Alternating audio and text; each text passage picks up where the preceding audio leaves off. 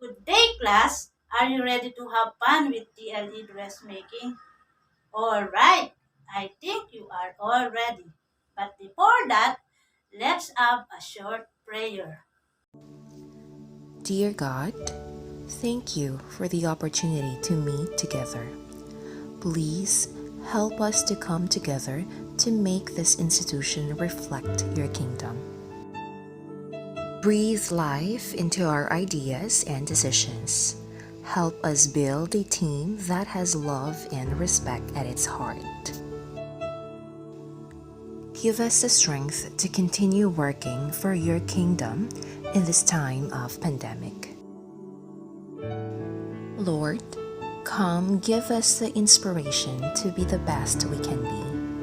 May we be a shining example of your goodness and truth within, wherever we are.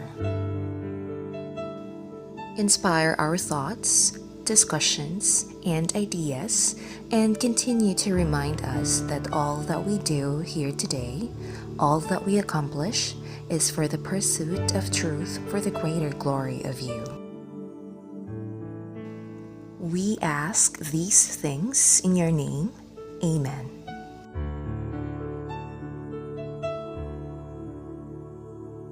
Again, good day and welcome to our TLE dressmaking class.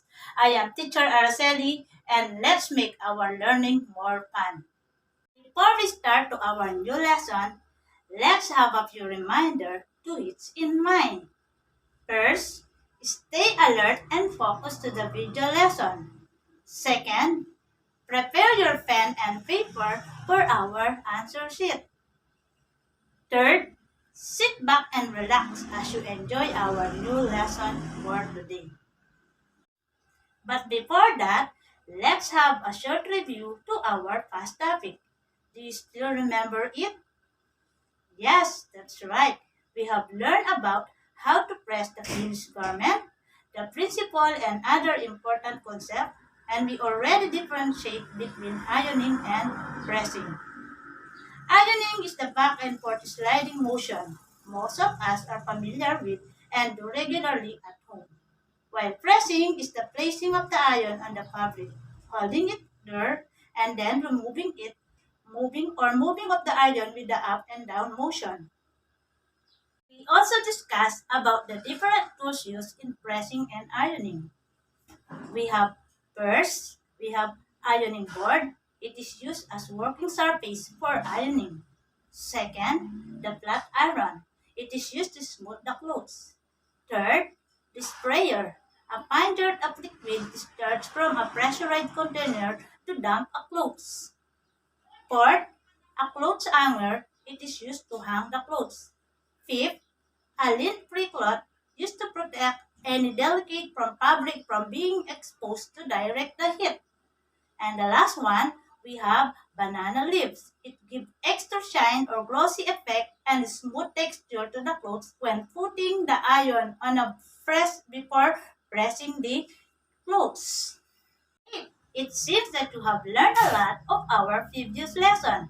But before we move on, here are the objectives of our lesson. First, know the importance of packaging the garment. Second, list the packaging materials. Third, analyze the levels of packaging the garments. So I think you are now ready for our new lesson. So let's go. But before we are going to start, let's watch the video first.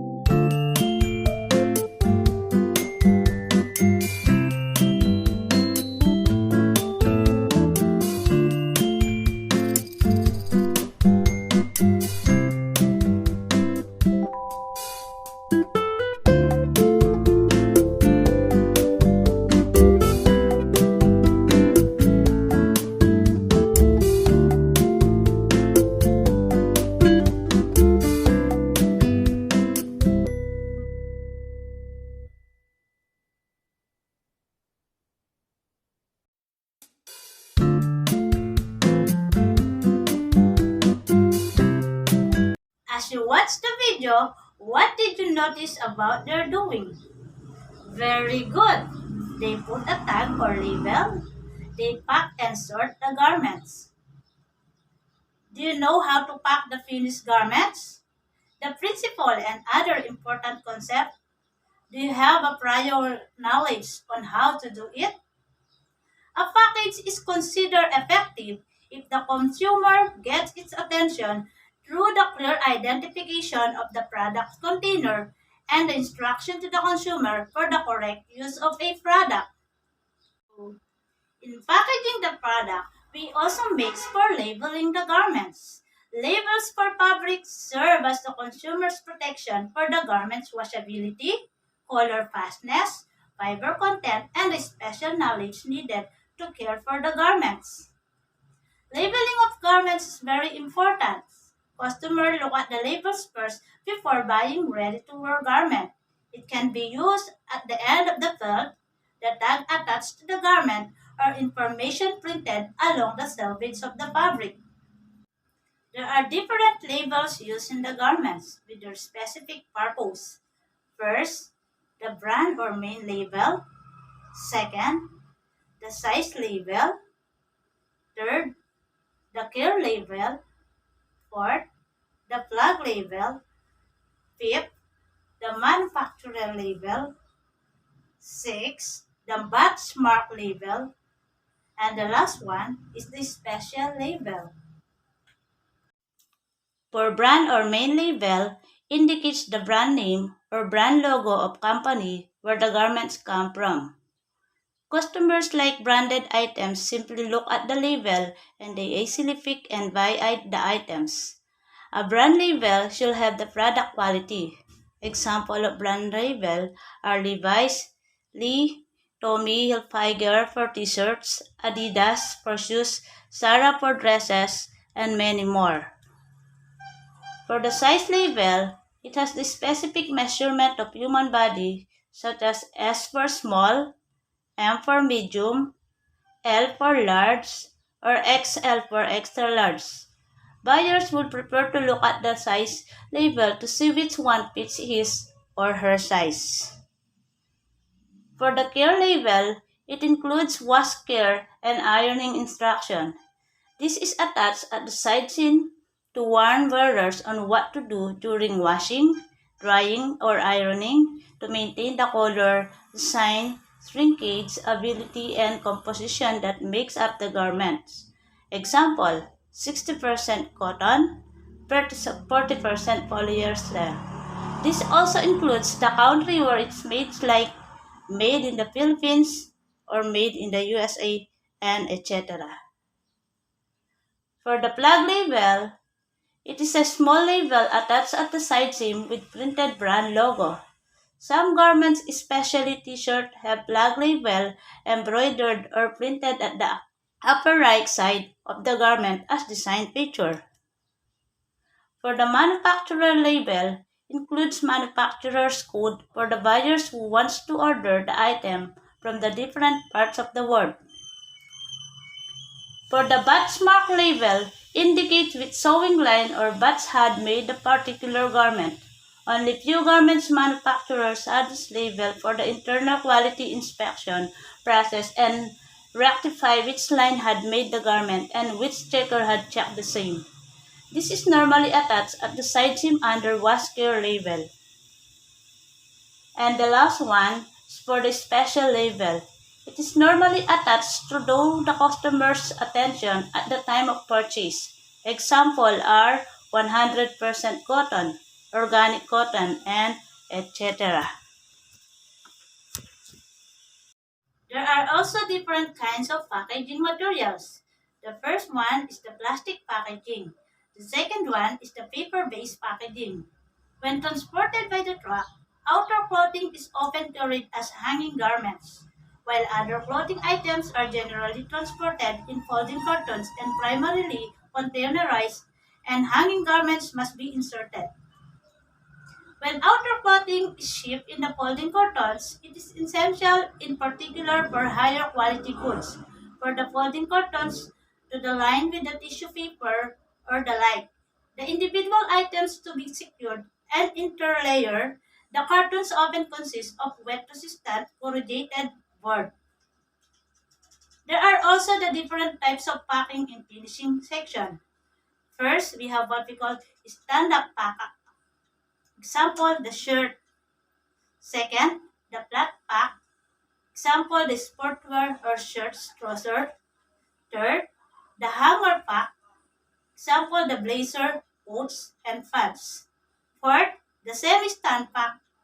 Example, the shirts. And the last one is the half-fold pack. Example, the pants. We have also the different types of carton plastic packing. The first one is the solid color and the solid pack. The second one is the solid color or assorted size pack. The third one is assorted color or the solid size pack. And the fourth one is assorted color, assorted size pack. Procedure in packing the finished garments. Packing is one of the most important parts in the garment's manufacturing process. After completing the procedure in making a garment, it requires to be packed in the finished section. Packing is the last step before storing. The finished garment is placed in the carton as per instruction and delivered to the store for selling. Here are the checkpoints in finishing the department. It consists, first, the initial finishing inspection. The checking is done prior to pressing of the garments at finishing room is known as the initial finishing. Second, the final finishing inspection. After pressing the garments, they are checked again and passed for the tagging and packing. Third, internal final audit. After the garments are packed to the certain quantity, the quality control team do the internal final audit or pack the garments.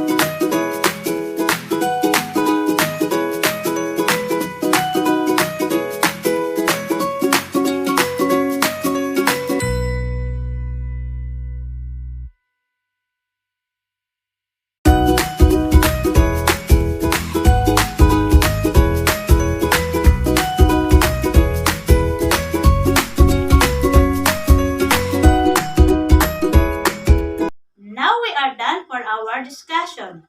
Are you ready for the next activity? Okay, let's have an activity in activity card. For the activity card number 1, identify the types of carton or plastic packing based on the given example pictures below. Number 1, number 2, number 3, number 4.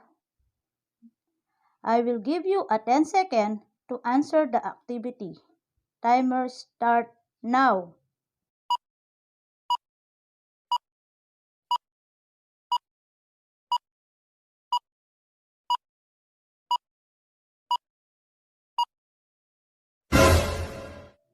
Great! All of your answer is correct. The answer for the number 1, solid color, solid size pack. For the number 2, solid color, assorted size pack. For the number 3, assorted color, solid size pack. And for the number 4, assorted color, assorted size pack. Let's now proceed for the activity card number 2. For the activity card number 2, identify the pictures of the different kinds of labels below. Number 1, number 2, number 3, number 4, and number 5. I will give you a 10 seconds again to answer the activity. Timer start now.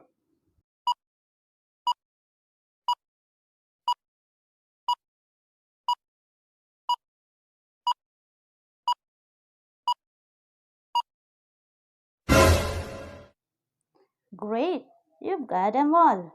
The answer for the number 1 is brand or main label. For the number 2 is size label. For the number 3, care label. For the number 4, special label. And for the number 5, plug label. And for the last activity, which is assessment activity, multiple choice. What is the most important parts in garments manufacturing process? Letter A, packaging. B, labeling. C, pressing. D, evaluating.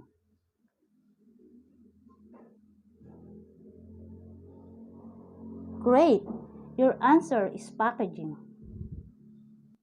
For the number 2, which of the following labels indicates the brand name or brand logo of company where the garment comes from? Letter A, size label. Letter B, brand or main label. C, care label. D, manufacturer label. Very good. The answer is brand or main label. For the number 3, this label includes wash care and ironing instruction. What label is being described in the statement? Letter A, size label. B, brand or main label. C, care label. D, manufacturer label.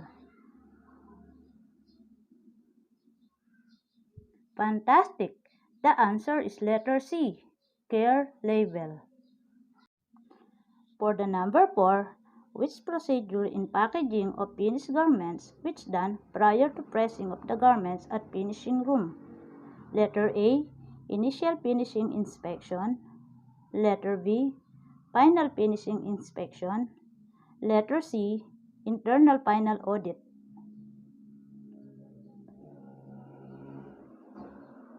All right, your answer is initial finishing inspection.